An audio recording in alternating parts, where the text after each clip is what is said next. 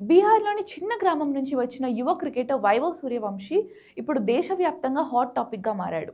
2011 మార్చి 27న జన్మించిన వైభవ్‌కు చిన్నప్పటి నుంచే క్రికెట్‌పై ఆసక్తి ఉండడంతో అతని తండ్రి ఇంటి వద్దే మైదానం ఏర్పాటు చేసి ప్రోత్సహించాడు. కేవలం 12 ఏళ్ల వయసులోనే బీహార్ జట్టుకు ఆడి విను మన్కన్ ట్రోఫీలో 5 మ్యాచ్ల్లో 400 పరుగులు చేసి అందరి దృష్టిని ఆకర్షించాడు.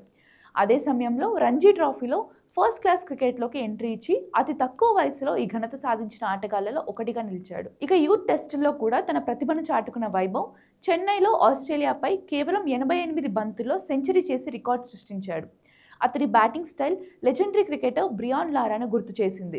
ఇంత చిన్న వయసులోనే ఐపీఎల్ 2025 మెగా వేలంలో రాజస్థాన్ జట్టు అతన్ని ₹1,00,00,000 కొనుగోలు చేయడం అతని టాలెంట్కు నిదర్శనం. భవిష్యత్తులో భారత క్రికెట్కు పెద్ద స్టార్గా ఎదగబోయే పేరు వైభవ్ సూర్యవంశీ. బీహార్‌లోని చిన్న గ్రామం నుంచి వచ్చిన యువ క్రికెటర్ వైభవ్ సూర్యవంశీ ఇప్పుడు దేశవ్యాప్తంగా హాట్ టాపిక్‌గా మారాడు. 2011 మార్చి 27న జన్మించిన వైభవ్‌కు చిన్నప్పటి నుంచే క్రికెట్పై ఆసక్తి ఉండడంతో అతని తండ్రి ఇంటి వద్దే మైదానం ఏర్పాటు చేసి ప్రోత్సహించాడు. కేవలం 12 ఏళ్ల వయసులోనే బీహార్ జట్టుకు ఆడి విను మన్కన్ ట్రోఫీలో 5 మ్యాచ్ల్లో 400 పరుగులు చేసి అందరి దృష్టిని ఆకర్షించాడు.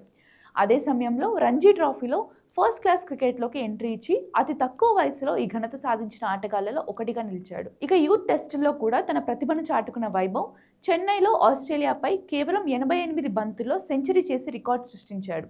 అతని batting style legendary cricketer Brian లారాను గుర్తు చేసింది.